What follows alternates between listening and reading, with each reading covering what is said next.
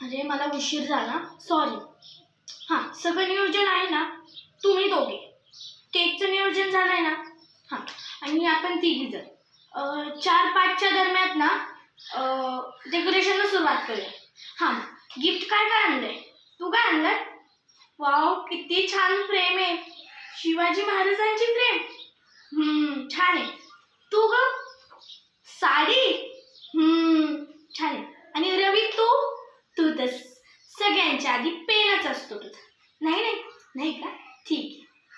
काय आणलंय मग? ड्रेस? पण पारू मावशी ड्रेस नाही घालत. हां, द्यायला काय हरकत आहे. ओके. तू काय आणलं? हां, तिला चप्पल आणली ना तू, मला माहिती. मी पण होते सांगत. सॉरी विसरले. अरे मी वही नाही आणली आहे. मी भारीसं काहीतरी तिच्यासाठी लिहिलंय. मी तुम्हाला वाचून दाखवते. आमच्या गल्लीत कोणाच्याही घरी काही कार्यक्रम आहे किंवा कुणी आजारी असो, पारू मावशी तिथे हजरच असणार.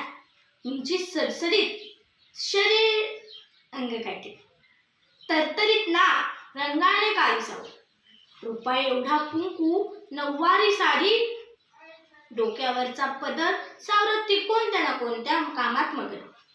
रस्त्याने ती कोणाशी बोलू नाही असं कधीच झालं. अख्ख्या आई तिच्यासाठी सगळ्यांचे दरवाजे कायम खुले असतात. तिच्या आवाजाने सगळं घर भरले.